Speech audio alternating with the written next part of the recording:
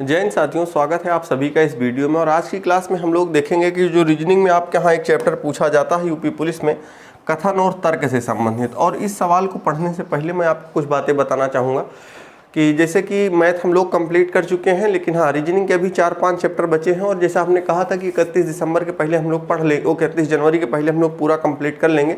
और मान के चलिए 31 क्या हो सकता है, आपको 29 से 30 के आसपास पूरा कंप्लीट मिल जाए, क्योंकि जो 5-6 वीडियो बचे हैं रीजनिंग के चैप्टर के, पहली चीज़ तो उसमें वर्बल वाले जो हैं वो केवल 2 ही चैप्टर बचे हैं। और वो 2 चैप्टर आप आज मान के चलिए एक अभी मिल जाएगा, एक शाम को कंप्लीट कर लेंगे हम लोग, एक कल कंप्लीट कर लेंगे। फिर नॉन वर्बल वाली चीज़ें जो बचेंगी उनको आने वाले 2-3 दिनों में कंप्लीट कर लेंगे पूरा का पूरा, ठीक है।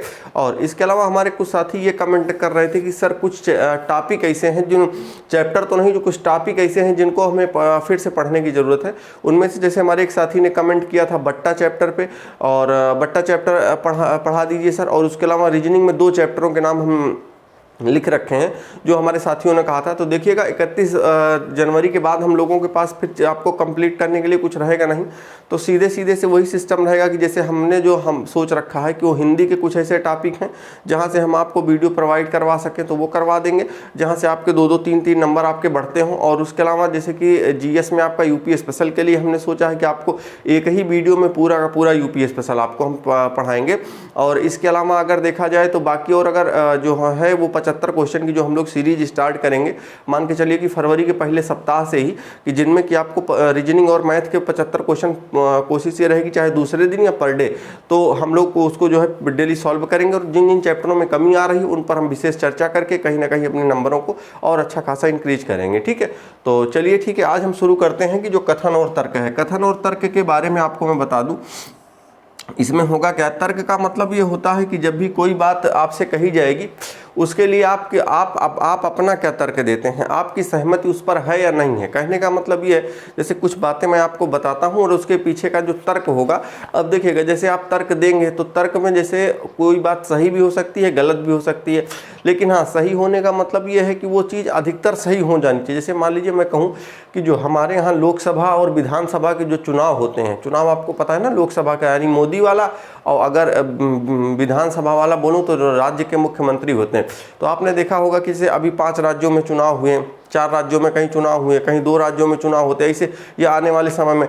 तो अब आपको पता है कि कहने का मतलब ये है कि अगर आपसे कहा जाए कि जो अलग अलग जो चुनाव होते हैं अलग अलग समय पे, इनको एक साथ कर देना चाहिए। एक साथ करने का मतलब ये है कि उसी समय, जैसे हम लोग देखिएगा जब भी लोग विधानसभा वाला चुनाव का वोट करने जाते हैं तो उसी समय प्रधानी का चुनाव भी रहता है, बीडीसी का भी रहता है, जिला पंचायत का भी रहता है, और ये इसका भी रहता है।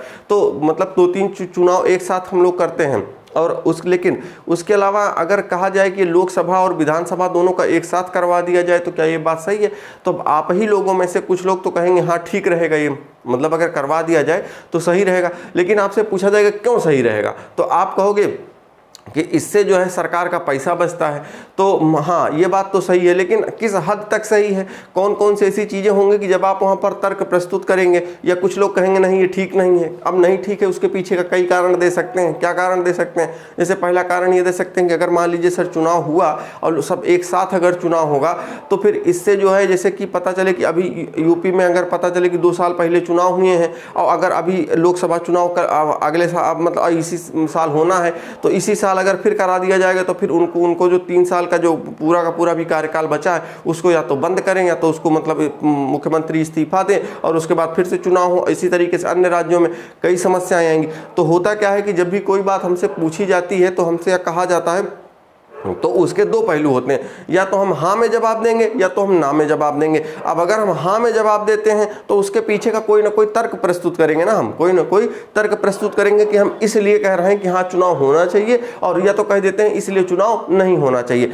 तो हम उन्हीं दोनों तर्कों को देख करके हमको ये बताना होता है कि इनमें से कौन सा तर्क ऐसा है जो ठोस है। ठोस का मतलब ये है कि जो इसके पीछे बताए, क्योंकि उसमें जब आप कहेंगे हाँ चुनाव एक साथ होना चाहिए तो उसके पीछे आपसे पूछा जाएगा क्यों, तो आप कोई ना कोई कारण कारण बताएंगे ना कि इसलिए चुनाव होना चाहिए कि जो देश का पैसा है, जो चुनाव आयोग को काफ़ी पैसा इस पर खर्चा करना पड़ता है, क्योंकि एक बार पहले वो लोकसभा का चुनाव करवाता है, फिर विधानसभा का कुछ दिन बाद करवाता है।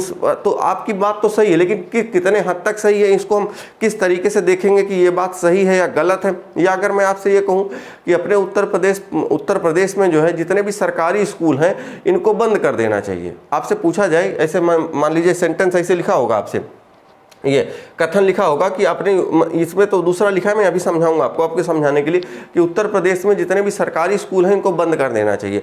तो कुछ लोग तो इसके सीधे सीधे समर्थन में आ जाएंगे, कहेंगे हाँ बंद करो, का मतलब है इधरवार ना तो पढ़ावत ही सही से, ना तो मतलब इसमें कोई शिक्षा का कोई मतलब नहीं है, और वैसे भी तो अब, लेकिन कुछ लोग कहेंगे नहीं, अगर बंद कर देंगे तो कुछ लोग तो कह देंगे हाँ बंद कर दो, इन जो टीचर हैं ये पढ़ाते कम हैं, सैलरी बल्कि इनको ज़्यादा मिलती है, दुनिया भर का तर्क देंगे। लेकिन क्या ये तर्क सही है कि यार मान लीजिए ठीक है बंद कर दें तो, लेकिन जो लड़के पढ़ रहे हैं, ठीक है, जिनके पास पैसे नहीं है, या सरकार, क्योंकि सरकार की तो ये जिम्मेदारी बनती है ना, उनका राज्य के नीति निर्देशक तत्व में ये चीजें कही गई हैं कि भाई आपको वहाँ के अपने राज्य के जो लोग हैं उनके लिए आपको शिक्षा की व्यवस्था करनी है, और अगर आप हो सके तो निःशुल्क करें। तो सरकार को करना है तो सरकार तो करेगी ही, चाहे उसके लिए पता चले कि चीज़ों को अगर ये कोई कह दे कि बंद करना चाहिए तो उसके पीछे कुछ लोग जैसे सीधे सीधे कह देंगे हाँ यार इसमें कोई मतलब नहीं है इसका, और इस स्कूल में, जैसे सरकारी स्कूल में केवल सैलरी बढ़िया मिलती है, टीचर जाते हैं आराम से केवल रहते हैं, नहीं कुछ ऐसे हैं जो पढ़ाते भी हैं भैया, ऐसा नहीं है ना। तो एकदम निगेटिव नहीं सोचना, एकदम पॉजिटिव की बात करें तो कुछ लोग कहेंगे नहीं बंद करना ठीक नहीं होगा, क्योंकि अगर बंद कर दिया जाएगा तो बाकी जो बच्चे, कुछ ही बच्चे हैं जो पढ़ने आ रहे हैं, उनकी शिक्षा पर मतलब इसका असर पड़ेगा।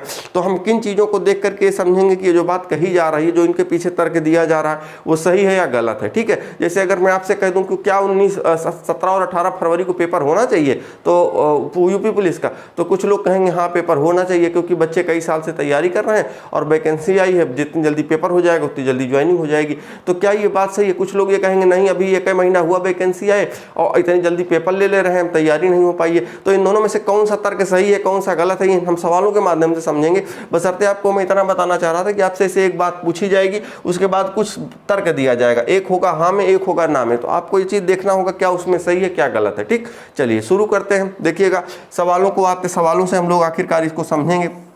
जैसे हमने इसके पहले आपको जो कथन और इस अवधारणा वाले चैप्टर पढ़ाए, उनमें हमने जैसे आपसे कहा था कि जैसे हो गया केवल हो गया, और केवल के बाद एक मात्र हो गया, या इस तरीके कैसे शब्द आएंगे तो वो गलत ही हो जाते हैं। तो उनको हम लोग सवाल के माध्यम से ही सीखेंगे। देखिएगा जैसे कहा जा रहा है क्या ग्लोबल वार्मिंग असली खतरा है? ग्लोबल वार्मिंग असली खतरा है। ग्लोबल वार्मिंग आपको पता ही है कि पृथ्वी पर जो है आपको जो टेम्परेचर है वो लगातार बढ़ रहा है। लगातार बढ़ने का मतलब ये है कि वो बहुत ज़्यादा नहीं बढ़ रहा है, लेकिन अगर हाँ थोड़ा सा 1-2 डिग्री सेल्सियस भी बढ़ रहा है तो आपको पता है कि पृथ्वी पर जो है देखा जाए तो जहाँ पर भी बर्फ़ है तो वो बर्फ़ जब पिघलेंगी तो जाहिर सी बात है कि जो समुद्र का जो किनारा है या नदियों, तो समुद्र के किनारे जो है जलस्तर बढ़ेगा, और जलस्तर बढ़ेगा तो जो भूभाग है, जो पृथ्वी का भूभाग है वो उसमें पानी में जाएगा, और पानी में जाएगा तो फिर आखिर भूभाग कम होगा। तो इन सब चीज़ों से देखिए अब इन्होंने कहा कि हाँ ग्लोबल वार्मिंग असली खतरा है। हाँ, यह एक खतरा है जिसके परिणाम स्वरूप समुद्री तल में वृद्धि, अत्यधिक गर्मी, जंगली आग के खतरे, सूखे और अन्य आपूर्ति के मुद्दे होते हैं। देखिए इसका मतलब यह है कि आपको कुछ व्यवहारिक चीज़ें भी आना चाहिए, ज्ञान भी होना चाहिए कि हाँ क्या ग्लोबल वार्मिंग क्या होती है, आखिरकार समुद्र तल में वृद्धि कैसे होगी, और अत्यधिक गर्मी होती है, जंगली आग के खतरे। समझिए ग्लोबल वार्मिंग का मतलब यह है कि अगर पृथ्वी का तापमान मान के चलिए कि अगर आधा डिग्री भी हर साल बढ़ रहा है तो इससे कहीं ना कहीं क्या क्या समस्याएं हो सकती हैं। जैसे समुद्र तल में वृद्धि का मतलब यह है कि जब समुद्र में आपको पता है कि जैसे अगर बड़ी बड़ी जो मतलब आप ये शिलाएं होती हैं वो भी पत्थर उसकी बनी होती हैं, क्या कहते हैं, जो बर्फ होते हैं। अब वो जब पृथ्वी का जब तापमान बढ़ेगा तो जाहिर सी बात है बर्फ पिघलेगी, और बर्फ पिघलेंगी तो फिर अब अच्छा आपको लगेगा यार बर्फ पिघलेंगे, हमारे यहाँ इतना बड़ी ज़मीन है यहाँ कोई असर नहीं पड़ता। तो भैया वहाँ नहीं पड़ता, जहाँ समुद्र तल है, जहाँ किनारा है वहाँ असर पड़ता है ना। तो फिर वहाँ क्या होगा, समुद्र तल में वृद्धि होगी, यानी कि जो वो पानी फिर और बढ़ेगा तो फिर क्या करेगा, जो भूभाग है उसको कब्जा करेगा। अब अत्यधिक गर्मी, अब आपने अच्छा ये चीज़ तो आपने भी महसूस करा होगा, जैसे अभी भले ही ठंडी का समय चल रहा है लेकिन अगर हमें लगता है कि अभी आज से मैं 10-15 साल या 15 साल के आसपास पहले जाऊँ, तो जब हम लोग स्कूल जाते थे 3-3 4-4 महीने अच्छी खासी ठंडी पड़ती थी। लेकिन अब मैं देखता हूँ कि मान के चलिए कि सही ठंडी अगर देखा जाए तो 1.5 से 1.5-2 महीने के आसपास पड़ती है, बस इससे ज़्यादा नहीं होती है ना। तो अब देखिएगा, यानी जो गर्मी है, गर्मी का आप मामला जानते ही हैं। गर्मी लगातार देखा जाए तो पूरे साल भर में लगभग 9 महीने के आसपास गर्मी रहती है। गर्मी रहने का मतलब ये है कि मामला ठीक ठाक रहता है। गर्मी 3-4 महीने ढंग से पड़ती है, लेकिन गर्मी रहती है हमेशा। लोगों को पंखे की जरूरत तो पड़ती है, भले एसी की ना पड़े।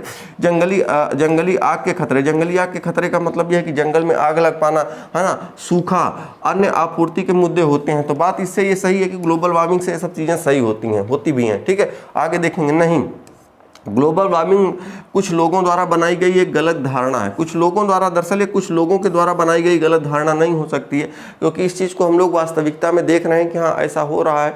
लगातार ग्लोबल वार्मिंग के जो है कहीं ना कहीं मुद्दे उठ रहे हैं, और इनमें से देखिएगा, अच्छा केवल ऐसा नहीं है, इस पर रोक के लिए चाहे हमारे मतलब प्रधानमंत्री जी रहे हों या अन्य देश के जो प्रमुख हैं, उन पर भी इन सब चीज़ों में कभी कभी आप न्यूज़पेपर में पढ़ते होंगे कि ग्लोबल वार्मिंग को आखिरकार कैसे कंट्रोल किया जाए, इस पर भी चर्चाएँ होती रहती है, ठीक है। तो अगर देखा जाए तो इसमें जैसे पहला वाला सही है, तो आप ये वाला सही कर देंगे कि यदि केवल तर्क फर्स्ट ठोस है तो, है ना, ठीक। चलिए अगले सवाल की तरफ बढ़ते हैं और देखते हैं। जैसे ये है, क्या सभी अंतर्राष्ट्रीय उड़ानों में हैंड बैगेज पर अस्थायी रूप से रोक लगा दी जानी चाहिए? हैंड बैगेज का मतलब ये होता है कि जो मान के चलिए कि अपनी ज़रूरत के जो सामान होते हैं, जब आप कभी भी यात्रा करने के लिए जाएंगे हवाई जहाज़ से, तो आपके जो उसमें क्या होता है कि आपके जो कुछ प्रमुख सामान होते हैं, जो थोड़ा सा बड़े बैग होते हैं, उसको अलग रखवा दिया जाता है। आप हैंड बैग जो है वो आप यूज करके लेके जा सकते हैं। हैंड बैग का मतलब ये है कि कोई छोटा सा बैग हो वो, जिसमें आप अपने ज़रूरत के सामान रखे हों, वो आप ले जा सकते हैं। तो इसमें कह रहे हैं कि क्या सभी अंतर्राष्ट्रीय उड़ानों में हैंड बैगेज पर अस्थायी रूप से रोक लगा देनी चाहिए? रोक लगा देना चाहिए कि उसमें लोग उसको लेकर के न जाएं, ठीक है। अब देखिए इसमें इन्होंने क्या कहा है कि नहीं, इससे बहुत असुविधा होगी, क्योंकि लंबी दूरी की उड़ानों में न्यूनतम जरूरतों की चीज़ों को ले जाना जरूरी होता है, ले जानी पड़ती हैं। देखिए कहने का मतलब ये रहा कि ये कह रहे हैं कि नहीं, इससे बड़ी असुविधा होगी। अगर मान लीजिए जो बैग लोग लेके जाते हैं, उनमें बैग का मतलब ये है कि जैसे मान लीजिए कुछ लोग दवा लेकर के जाते हैं, कुछ लोग उसी बैग में अपना मोबाइल रखते हैं, कुछ लोग पैसे भी रखे होते हैं। तो इस तरीके का कोई बहुत बड़ा बैग नहीं, हैंड बैग इसका मतलब छोटा वाला, है ना।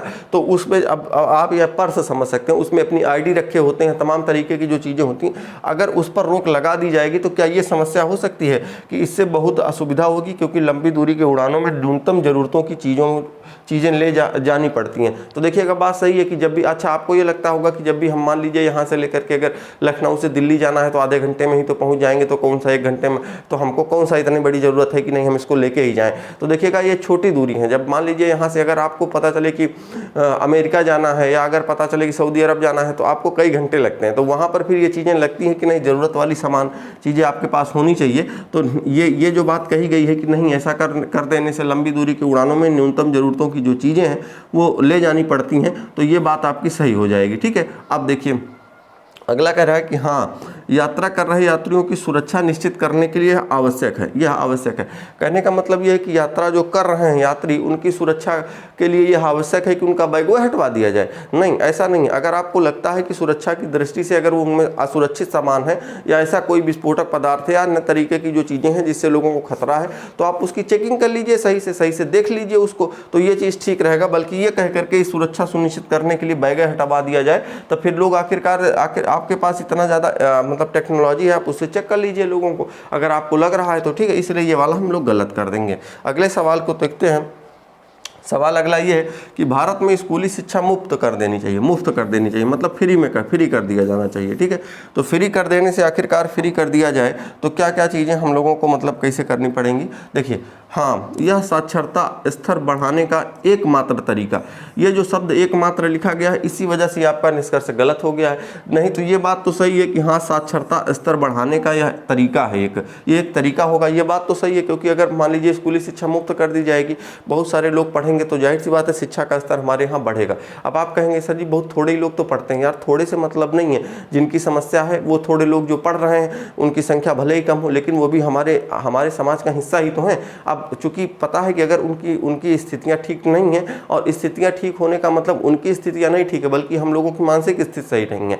हम लोग अगर स्कूल में पढ़ा रहे हैं, तो अगर सही से नहीं पढ़ा रहे हैं तो हमारी जिम्मेदारी है, ठीक है। अगर हम उसी स्कूल में पता चले कि जैसे अगर कोई भी बच्चा है, उसकी अगर आर्थिक स्थिति ठीक नहीं है तब वहाँ पढ़ने तो आ रहा है, लेकिन हमारी भी जिम्मेदारी बनती है कि हम उसको कहीं ना कहीं सही शिक्षा दें और सही तरीके से पढ़ाएं। ठीक है, तो ये अभी अगर ये कह दिया जाए कि साक्षरता स्तर बढ़ाने का, क्योंकि अगर लोग पढ़ेंगे तो साक्षरता स्तर तो बढ़ेगा ही, तो एकमात्र जो शब्द लग गया इसी वजह से निष्कर्ष आपका गलत हो जाएगा। अगले की अगर बात करें, नहीं यह राजकोष पर बोझ बढ़ाएगा जो पहले ही भारी है। नहीं कह दिया जाए कि नहीं ये रहने दीजिए, ये राजकोष पर बोझ बढ़ाएगा, क्योंकि अगर स्कूली शिक्षा मुक्त कर दी जाएगी तो राजकोष पर बोझ बढ़ाएगा।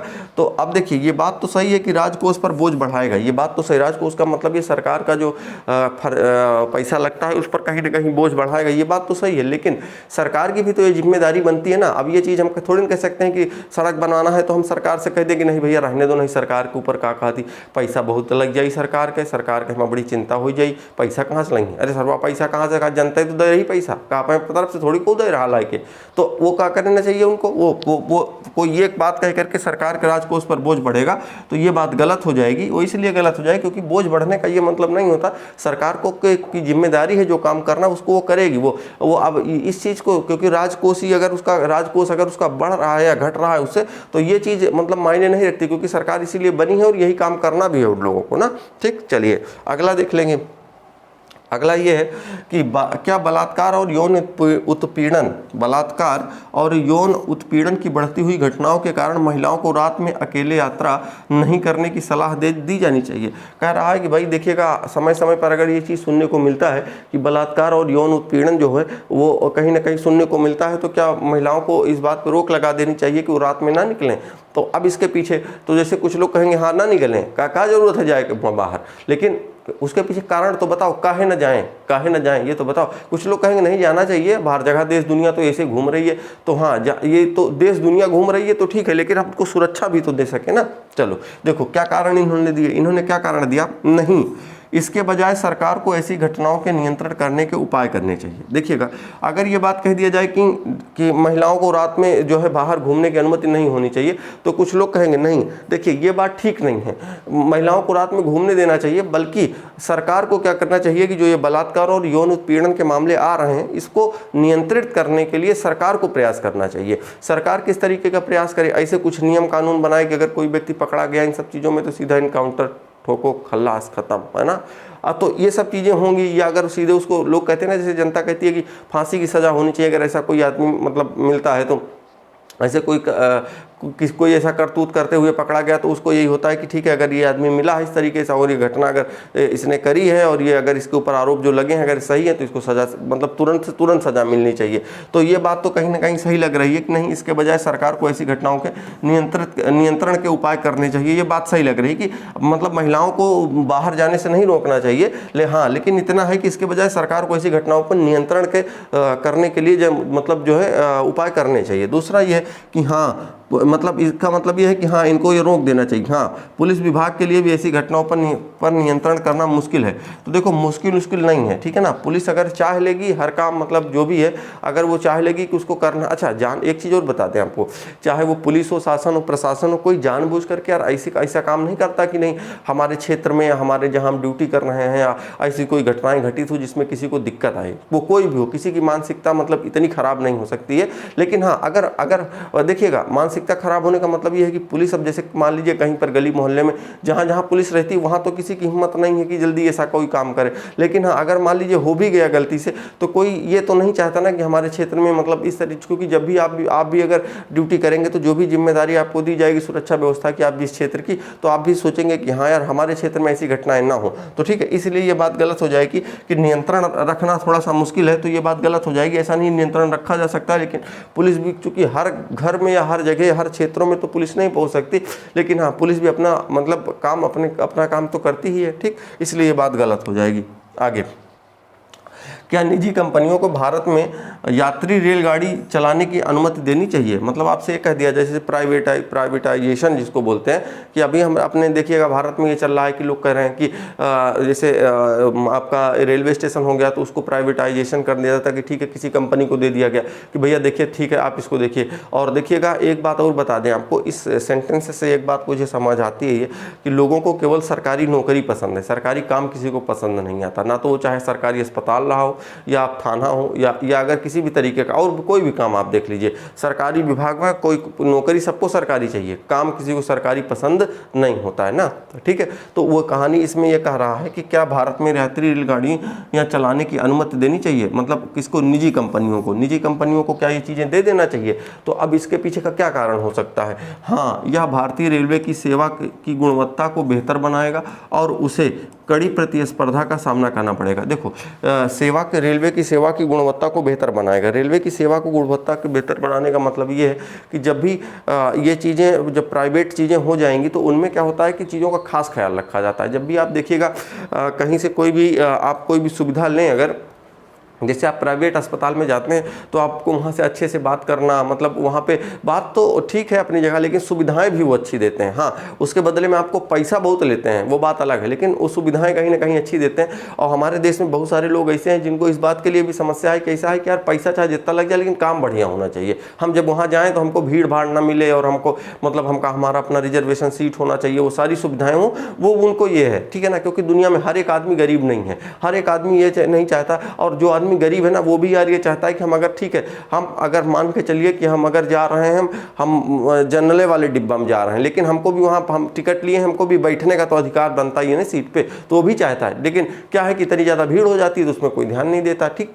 तो ये चीज़ें जैसे अगर कहा जाएगा कि बेहतर बनाएगा और उसे कड़ी स्पर्धा का सामना करना पड़ेगा, तो बात तो सही है, ठीक है। आगे ये कह रहा कि नहीं, निजी कंपनियां गैर मुनाफे वाले क्षेत्र में प्रचालन के लिए राजी नहीं हो सकती हैं। इसका मतलब ये है कि जो निजी कंपनियां हैं कि गैर मुनाफे वाले क्षेत्रों में प्रचलन के लिए राजी नहीं हो सकती हैं। इसका मतलब ये है कि अगर जैसे मान लीजिए कि इसका जैसे गैर मुनाफे वाले क्षेत्र में, जैसे मान लीजिए कोई भी स्टेशन, हमने कहा कि भाई ठीक है ये वाला एक स्टेशन है और ये इस जो जिला है, इस जिले का एक प्रमुख स्टेशन है, इसको ऐसा करते हैं किसी प्राइवेट कंपनी को दे देते हैं। और आपने देखा भी होगा कि मतलब अगर प्राइवेट कंपनी को दे दिए तो वो प्राइवेट कंपनी ने क्या कहा, हाँ यार ठीक है, यहाँ पर ढेर सारी गाड़ियाँ आती हैं, यात्री बहुत रहते हैं, यहाँ पर दुकान भी लगाई जा सकती है, तमाम तरीके की यहाँ पर आय के साधन काफ़ी अच्छे हैं। लेकिन अगर ये बात कह दिया जाए कि यार मतलब अगर हम इनको ये चीज़, जैसे ये स्टेशन तो दे दिए, लेकिन अगर दूसरा स्टेशन एक आज इससे 10 किलोमीटर आगे कह दें वहाँ की भी सुरक्षा आपको लेनी है, वहाँ की भी आपको देखभाल करना है, तो क्या अगर वो ये कह देंगे कि नहीं, क्या हम वहाँ हम देखने नहीं जाएंगे?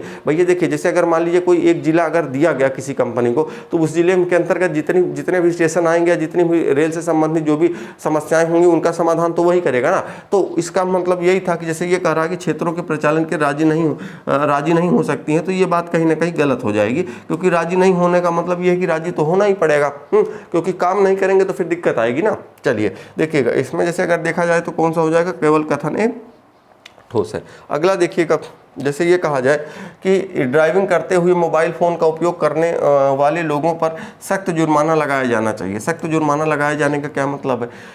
इसका मतलब ये है कि जैसे जो लोग मोबाइल चलाते भी हैं, गाड़ी भी चला रहे हैं, तो उनके ऊपर जुर्माना लगाए जाने के लिए बात कही गई। हाँ, इससे सुनिश्चित होगा कि मोबाइल फ़ोन के उपयोग के कारण होने वाली दुर्घटनाओं को टाला जाए। तो बात सही है कि देखिएगा, देखिए दुर्घटनाओं को, सभी दुर्घटनाओं को टाला जाए ये नहीं कहा गया है, ये कहा गया है कि मोबाइल फ़ोन के उपयोग के कारण जो दुर्घटनाएँ हो जा रही हैं, क्योंकि जाहिर सी बात मोबाइल फ़ोन का उपयोग आदमी नहीं करेगा तो दुर्घटनाएँ कम हो जाएंगी, ठीक है। तो ये बात कहीं ना कहीं आपकी सही नज़र आ रही। दूसरा ये नहीं, इसे लागू करना मुश्किल है, क्योंकि लोगों को कहीं भी सेल फोन का उपयोग करने की आदत हो चुकी है। यार आदत हो चुकी है कि क्या मतलब है? आदत हो चुकी है, कोई किसी की गलत आदत लग गई, गंदी आदत लगी है, तो क्या उसे वो छोड़ेगा ही नहीं? तो ये बात तो गलत है ना, ये बात तो गलत हो जाएगी। क्योंकि ऐसा तो है नहीं कि कोई किसी को मतलब मान के चलिए कि अगर फ़ोन चलाने की आदत है तो तुम बाइक चला रहे हो, गाड़ी चला रहे हो, 4 व्हीलर चला रहे हो तो फ़ोन चलाओगे, ठीक है ना। दो में से एक काम करो, ठीक।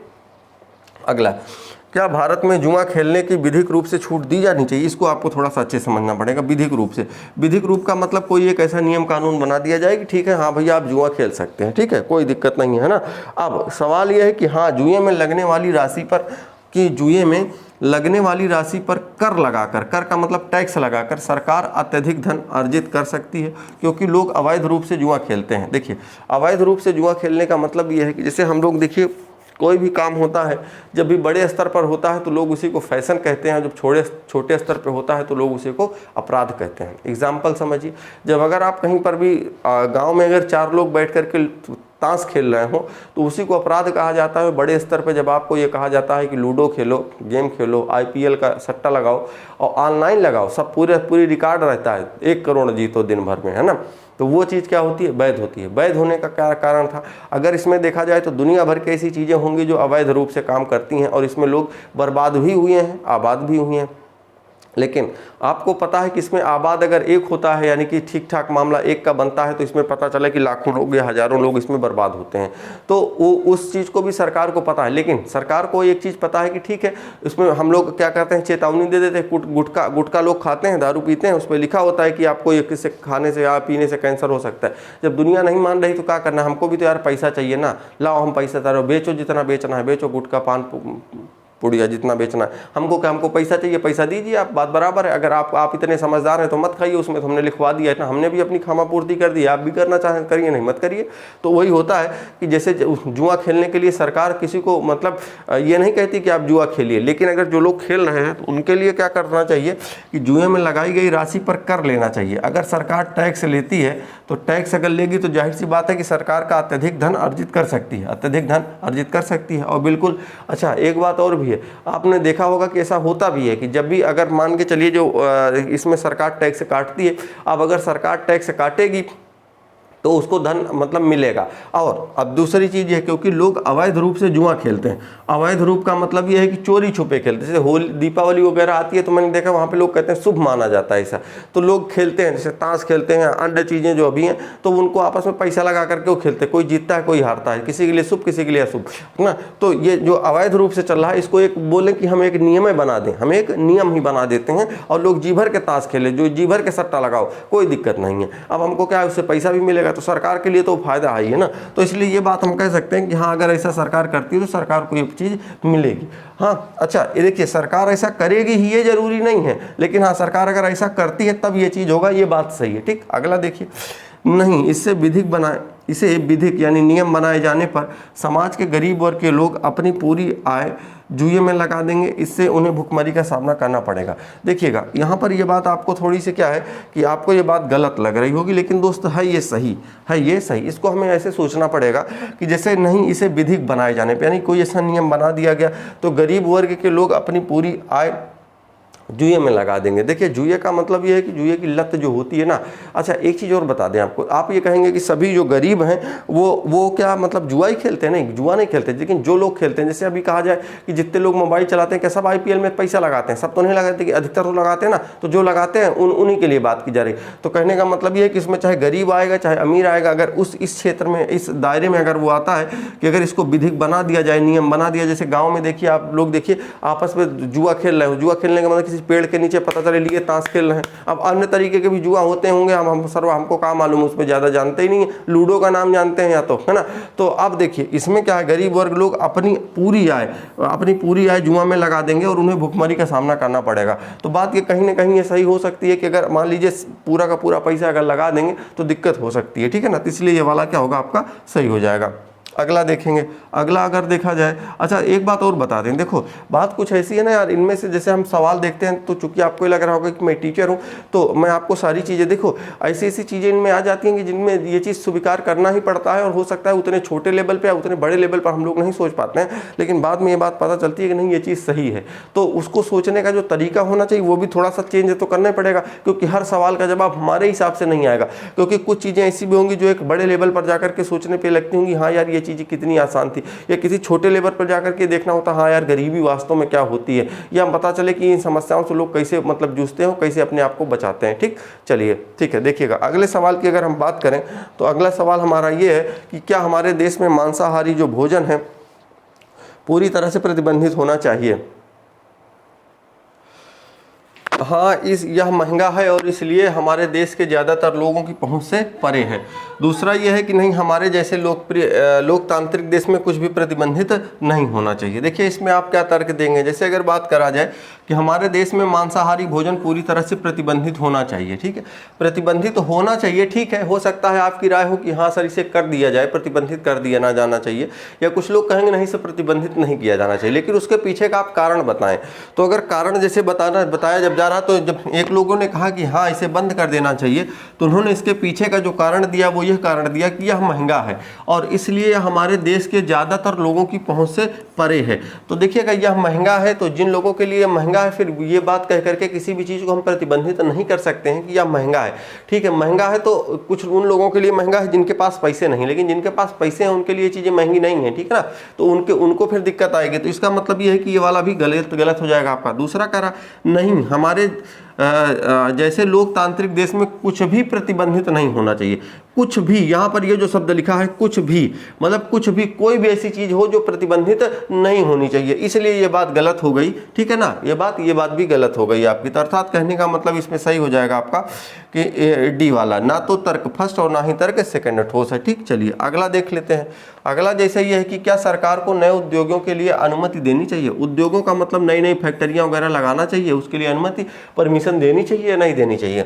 अब देखो, कुछ लोगों ने कहा कि नहीं देनी चाहिए। तो पूछा गया क्यों नहीं देनी चाहिए। वो बोले कि नए उद्योग पर्यावरण प्रदूषण पैदा करते हैं। तो देखो ये बात तो सही है कि नए उद्योग पर्यावरण प्रदूषण पैदा करते हैं, ये बात तो सही है, लेकिन कहीं ना कहीं जो है हम पर्यावरण जो प्रदूषण है उसको अगर हम मान लीजिए जो फैक्ट्रियां हैं उनको अनुमति देना ही बंद कर देंगे तो आने वाले समय में हमारे देश में तो फैक्ट्रियां लगेंगी नहीं। पूरा का पूरा मतलब जो लोगों को रोजगार मिल रहा है, जो अन्य चीज़ों की जो सुविधाएं जो फैक्ट्रियां हमको सामान दे रही हैं, वो तो सब कुछ बंद हो जाएगा। तो अब आप कहेंगे कि सर जो पुरानी वाली वही काम करेंगे। यार पुराने वालों में नई नई चीज़ें आ रही, नई नई टेक्नोलॉजी आ रही, जब तक ये चीज़ें नहीं चलेंगी तब तक तो फिर मामला बंद हो जाएगा ना। तो इसलिए ये वाला क्या हो जाएगा आपका, गलत हो जाएगा। अगला देखेंगे, कुछ लोगों ने कहा हाँ सरकार को नए उद्योगों की अनुमति देना चाहिए। उद्योगों की अनुमति देना चाहिए, वो क्यों देना चाहिए कि नए उद्योग रोजगार में सुधार लाते हैं। तो बात तो सही है, उद्योग लगेंगे सुधार आएंगे और आर्थिक विकास में सहायक होते हैं। आर्थिक विकास का मतलब ये है कि भाई जाहिर सी बात है वो आदमी पैसा कमाएगा, जो फैक्ट्री लगाएगा वो सरकार को भी टैक्स देगा और कहीं ना कहीं फिर आर्थिक विकास में भी सहायक ये होगा। आर्थिक विकास में इस तरीके से सहायक होगा, वो चाहे अपने, क्योंकि जीडीपी में तो कहीं ना कहीं योगदान होता ही आदमी का। ठीक है ना, तो उस आधार पर हम ये कह सकते हैं कि वो चीज़ जो है आर्थिक सुधार विकास में भी वो सहायक होंगे। ठीक, देखिए अगला सवाल देख लेते हैं। अगला ये है कि क्या भारत में फांसी के स्थान पर पूरे जीवन कठोर कारावास की सजा के रूप में बदल देना चाहिए। यानी जैसे पूछा जाए कुछ लोगों से, भाई कहा गया कि बताओ जो फांसी है उसके स्थान पर जो है वो कठोर कारावास का मतलब ये है कि आपको जेल में रखा जाएगा, फांसी नहीं दी जाएगी। लेकिन हाँ ये है कि कठोर हो सकता है वहाँ पर। कठोर का मतलब ये है कि आपको आपके साथ जो बर्ताव किया जाएगा वो ठीक तरीके से नहीं होगा, आपसे काम भी वहाँ पर ज़्यादा लिया जाएगा, हो सकता है खाने पीने के लिए भी आपको कम मात्रा में दिया जाए। तो इसके लिए कहा गया कि जो ये मतलब जो फांसी है इसके स्थान पर कठोर कारावास कर दिया जाए। तो क्या ठीक रहेगा। तो कुछ लोगों ने कहा हाँ ठीक रहेगा। कहीं काहे लिए ठीक रहेगा, तो बोले कि बहुत से विकसित देशों ने इसे लागू कर दिया है, तो देखो हम दूसरे देशों से जब भी तुलना करते हैं तो ये चीज़ जरूरी नहीं होती कि वो सही हो। वहाँ के लिए हो सकता है वो बात सही हो, यहाँ के लिए हो सकता है वो बात सही ना हो। जैसे चाइना ने क्या है, चाइना में अब जैसे मैं कुछ लोगों से पूछूं कि ऐसा किया जाए कि भारत में भी जो है मतलब चूंकि जनसंख्या में, चूंकि आपको पता है हम लोग पहले नंबर पे पहुंच गए। अब क्या है कि जैसे कह दिया जाए कि ये जो जनसंख्या वृद्धि लगातार हो रही, तो क्या इसके लिए भी कोई नियम कानून बनने चाहिए। तो कुछ लोग कहेंगे हाँ बनने चाहिए, नियम कानून बनने चाहिए, वो तो ठीक है। लेकिन अगर ये कह दिया जाए कि जैसे कि 1 चाइल्ड पॉलिसी या 2 चाइल्ड पॉलिसी लाई जाए, मतलब अगर जैसे, लेकिन उस ये चीज़ कहा जाए तो हाँ ठीक है। लेकिन अगर जब किसी देश से हम तुलना कर देते हैं कि हाँ चाइना ने भी ये चीज़ लागू की थी, वहाँ पर भी 1 चाइल्ड पॉलिसी लगी थी, तो देखिएगा वहाँ के लिए वो बात सही है, वहाँ उन्होंने लगाया उसके लिए वो सही हो सकती है। लेकिन इस आधार पर कि चाइना में वहाँ ऐसा हो रहा है तो हम भी यहाँ पर ऐसा कर दें, तो ये चीज़ जरूरी नहीं होती, ये लागू नहीं होती, ये चीज़ आप ध्यान रखेंगे। और जैसे कुछ बातें और समझ लीजिए, देखिए चाइना में तो बहुत सारे नियम कानून ऐसे, टेक्नोलॉजी के मामले में भी चाइना बहुत सारी चीज़ों में आगे है। लेकिन अब वहाँ के सारे नियम अगर यहाँ ला करके थोप दिए जाएंगे, जैसे मान लीजिए गाड़ी चलाने वाले जो नियम है, यातायात के जो नियम है, वहाँ के नियम कुछ अलग हैं, यहाँ के नियम कुछ अलग हैं। तो यहाँ की जैसे सड़कें हैं, यहाँ के जिस हिसाब से जो चीज़ें हैं, जो माहौल है, उसको देखते हुए यहाँ के नियम बनाए जाते हैं। जैसे आपको भी पता है कि अगर 18 साल से कोई व्यक्ति कम उम्र का है और अगर उसको जो है मतलब वो बाइक चलाने के लिए मतलब वो संवैधानिक रूप से जो है वो अधिकार वो नहीं, उसको चलाने की अनुमति नहीं है। तो अगर आप पता चले कि कोई ऐसा आदमी लड़का है जो 18 साल से कम उम्र का है, बाइक चला लेता है, अगर उसके घर में कोई घटना घट गई और अगर किसी की अचानक तबीयत खराब हो गई, वो अगर रास्ते में लेकर के गाड़ी लेकर के जा रहा है और पीछे पेशेंट बैठा हुआ, तो अगर पुलिस वाले भी उसको देखेंगे, लगेगा कि हाँ 18 साल से कम का भी है, तो उसको भी देखने पर फिर वहाँ पर प्राथमिकता नियम को नहीं दी जाती है, क्योंकि आपको पता है कि नियम जब भी होते हैं वो व्यवहारिक भी होने चाहिए। व्यवहारिक का मतलब आप देखेंगे कि हाँ यार इस लड़के को मतलब इसके घर में इसकी समस्या होगी, कोई था नहीं और इसलिए लड़का बाइक चला करके लेकर के जा रहा है, तो ठीक है भैया लेकर के जाओ, पहले इलाज जरूरी है, फिर बाकी की आगे चीजें हम बाद में देख लें। नियम कानून बनते जरूर हैं, लेकिन कि उनको हम जब व्यवहारिक रूप में लागू नहीं कर पा रहे हैं, लागू कर भी रहे हैं तो किस आधार पर कर रहे हैं, कैसे कर रहे हैं, ये भी जरूरी होता है ना। देखिए अब जैसे कहा जा रहा है कि हाँ बहुत से विकसित देशों ने इसे लागू कर दिया है, तो ये बात गलत हो जाएगी, हमारे देश के लिए ऐसा जरूरी नहीं है। नहीं, फांसी की सजा रहनी चाहिए जिन्होंने जघन्य अपराध किया है। आगे तो इन्होंने कुछ लिखा नहीं, जिन्होंने जघन्य अपराध किया है उनके लिए, हाँ देखिए फांसी की सजा रहनी चाहिए, ये बात सही है। और जिन्होंने जघन्य अपराध किया है, तो कुछ लोग तो फांसी का मतलब होता है कि जब भी फांसी व्यक्ति को दी जाती है तो वह आदमी अकेला मरता है, लेकिन कुछ लोग 2 4 10 को मारने के बाद मरते हैं, तब भी तो उनको अगर एक फांसी दी गई तो कम है कि नहीं। तो कुछ लोग तो कहेंगे उनको 2 4 बार लटका दिया जाए, है ना।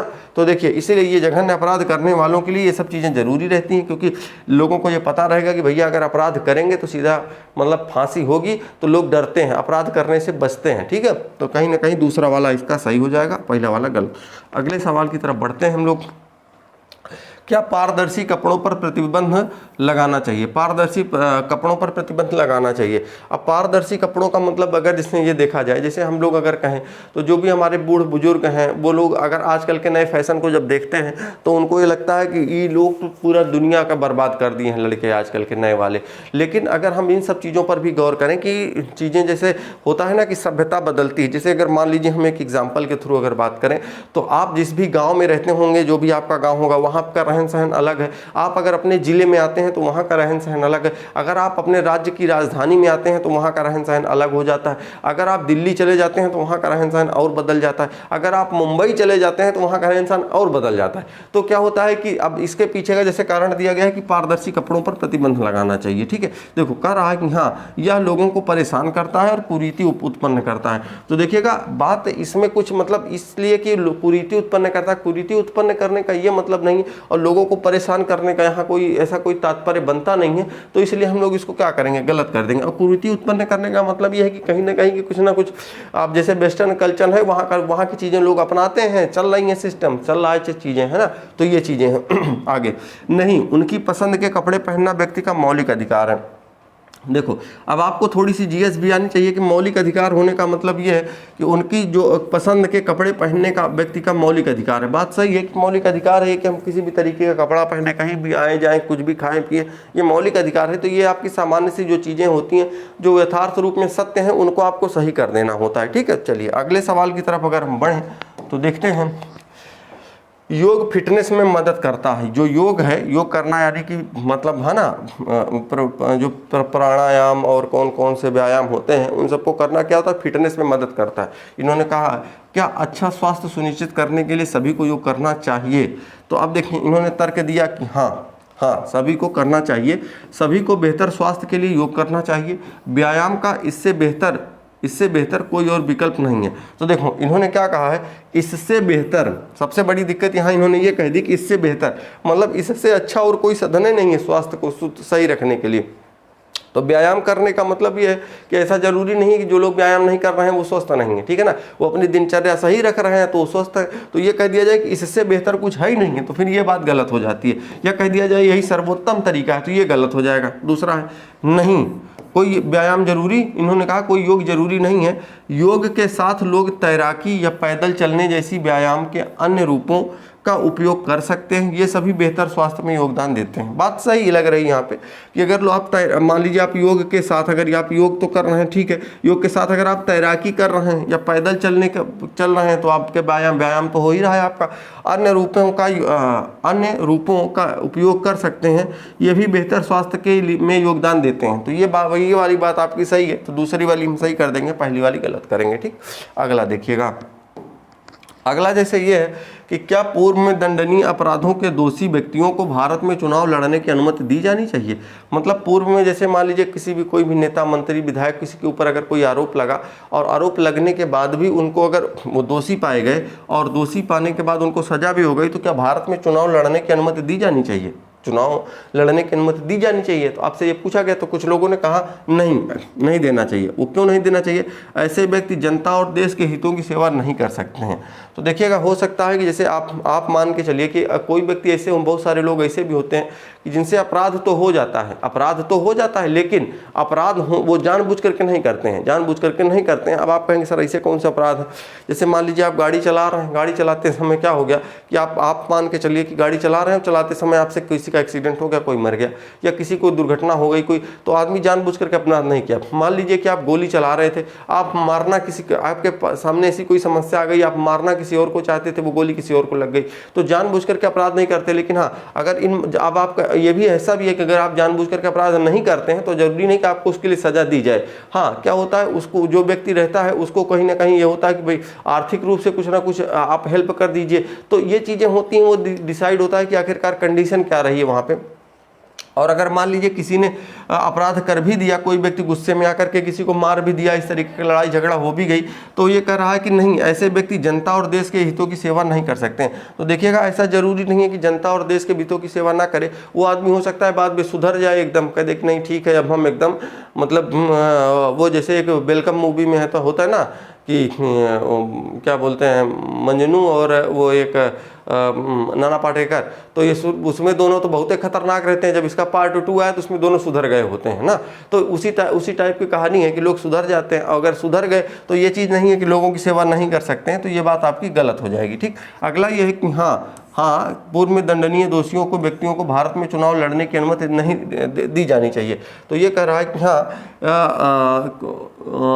क्या पूर्व में दी जानी चाहिए? तो इन्होंने कहा दी जानी चाहिए। वो क्यों? क्योंकि यह लोकतंत्र है, इसलिए जनता को यह तय करने के दें कि वे किसको मतदान करते हैं। इनका कहने का मतलब है कि ठीक है, ये लोकतंत्र है, अगर वह आदमी इतना ज़्यादा बुरा नहीं था तो उसको चुनाव लड़ने दीजिए, जनता ये चीज़ डिसाइड कर देगी, अगर उसको वोट दे देगी वो जीत जाएगा, तो इसका मतलब ये है कि वो सही है। तो इसका कहने का मतलब ये बात है कि ये कहीं ना कहीं ये सही लग रहा है। वो इसलिए सही लग रहा है क्योंकि जनता उसको डिसाइड करेगी, अगर वो ठीक आदमी रहा होगा तो उसको वोट देंगे, नहीं तो नहीं देंगे। कुछ लोग कहेंगे सर कुछ बाहुबली नेता हैं जिनके दबाव में आकर के लोग वोट दे देते। तो यार बाहुबली नेता है तो ये कितना भी बाहुबली आदमी क्यों ना हो, लेकिन जब लोग वोट डालने जाते हैं तब तो उनकी बुद्धि काम करनी चाहिए ना कि हाँ, हम कम से कम अब इन चीज़ों से दूर रहें। यहाँ तो बाहुबली नेता देखने नहीं आ रहा है कि वोट किसको दे रहे हैं हम। हाँ, वो बात अलग है, हार जाने के बाद वो कहेगा तो तुम्हें यहाँ से तो हमका वोट मिली भाई नहीं भाई, अब तुम ही लोग बताओ, तो तांडव मचा दे आदमी वहाँ। तो डर तो ठीक है, लेकिन अगर आप जब आदमी पद से हट जाता है ना, जब पद पे रहता है तब तक तो ठीक है, जब पद और पावर है तब तक तो कुछ भी कर ले, लेकिन जब पद और पावर से हटता है आदमी तो फिर मान के चलिए कि कुछ चाह करके भी कुछ कर नहीं सकता है जल्दी। ठीक, चलिए आगे देखिएगा। हाँ, क्या तेल कंपनियों को बाजार स्थितियों के आधार पर पेट्रोलियम उत्पादों की कीमत तय करने की अनुमति दी जानी चाहिए? बाजार स्थितियों के आधार पर मतलब ये है कि जैसे मान लीजिए तेल की कीमतें जो हैं, अगर मान के चलिए कि ज़्यादा ज़रूरत पड़ गई तो वो खुद से स्वयं से ये बात डिसाइड करें कि हाँ आखिरकार इनका जो है मतलब इनका कीमत इनकी कितनी रहेगी, कितने रुपए लीटर रहेंगी। तो कह रहे हैं, कुछ लोग कह रहे हैं हाँ कर देना चाहिए। तेल कंपनियों को वाणिज्यिक रूप से व्यवहार बनाने का यह एकमात्र तरीका है। तो एकमात्र लगा नहीं कि गलत हो गया। हाँ, इससे आवश्यक वस्तुओं की खुदरा कीमतों पर अतिरिक्त बोझ पड़ेगा और जनता के लिए बहुत कठिनाइयों का कारण बनेगा। कहने का मतलब ये है, जैसे कुछ लोगों ने कहा कि बाजार स्थितियों के आधार पर पेट्रोलियम उत्पादों की कीमत तय करने की अनुमति दे दी जानी चाहिए। तो कुछ लोग कहेंगे हाँ दे देनी चाहिए, क्योंकि जैसी ज़रूरत रहेगी वो पेट्रोलियम वाले अपना तय कर लेंगे कि हमको कितने रुपए में बेचना है। तो किसी ने कहा कि नहीं, उसका कारण उन्होंने बताया कि इससे आवश्यक वस्तुओं की खुदरा कीमतों का मतलब MRP जो है पर अतिरिक्त बोझ पड़ेगा और जनता के लिए बहुत कठिनाइयों का कारण बनेगा। कहने का मतलब ये है कि आप जैसे MRP का मतलब मैक्सिमम रिटेल प्राइस, यानी कि इतने रुपए में इससे ज़्यादा ये चीज़ें नहीं बिक सकती हैं, इससे कम में अगर आप बेच सकते हैं तो बेच लीजिए। लेकिन अगर आपको पता है कि तेल की कंपनियां अलग अलग हैं, भारत में कई कंपनियां हैं, जैसे HP अलग बेचता है, आपका रिलायंस का अलग चलता है ना, तो अलग अलग कंपनियां हैं। अब इनमें से आप ये देखेंगे कि अगर इनको ये तय करने के लिए सरकार दे देगी ठीक है तुम अपने हिसाब से ले आओ बाहर से या बेचो जो उन्हें मनमाओ तुमका, तो ये हिसाब से कर देंगे, तो फिर तो ये कहीं ना कहीं कीमतों पर अतिरिक्त बोझ का मतलब जब चाहेंगे बढ़ा देंगे, जब चाहेंगे घटा देंगे, तो अतिरिक्त बोझ पड़ेगा और जनता के लिए बहुत कठिनाइयों का कारण बनेगा। ये बात की सही हो जाएगी आपकी। ठीक है, चलिए अगला और संभवतः आखिरी सवाल होगा ये, अच्छा सेकंड लास्ट है, ठीक है देख लेते हैं। क्या बच्चों को न्यायिक रूप से यह जिम्मेदारी सौंपनी चाहिए कि अपने माँ बाप की बुढ़ापे में देखभाल करें? ये दुनिया का एक ऐसा काम है कि लोग क्या है कि जैसे हम लोग अभी जैसे आप देख रहे होंगे चीज़, चाहे से मान के चलिए कि चाहे धार्मिक रूप से हो या जातिगत हो या तमाम तरीके की चीज़ें हो, जैसे हम लोग अपने धर्मों को तो बहुत मानते हैं मानते हैं ना।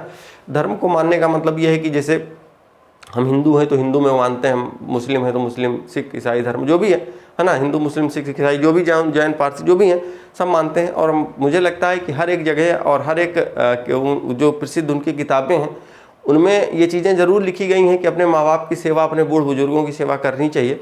और मुझे लग रहा है कि आजकल ये होता है ना कि जो साइंस है, हम लोग पढ़ते हैं विज्ञान, और विज्ञान हमेशा सत्य बात बताता है, सत्य बताता है, लेकिन जैसे विज्ञान के साथ भी हर जगह क्या होता है, टर्म्स एंड कंडीशन अप्लाई होती है। सत्य का नियम यह है कि जैसे अगर आपको पता है पृथ्वी पर गुरुत्वाकर्षण का नियम काम करता है कि पृथ्वी अपनी तरफ सभी चीज़ों को खींचती है, लेकिन वहाँ पर भी टर्म्स एंड कंडीशन है कि अगर ध्रुवों पर आप रहेंगे तो वो किसी वस्तु को ज़्यादा तेज़ी से खींचेगी।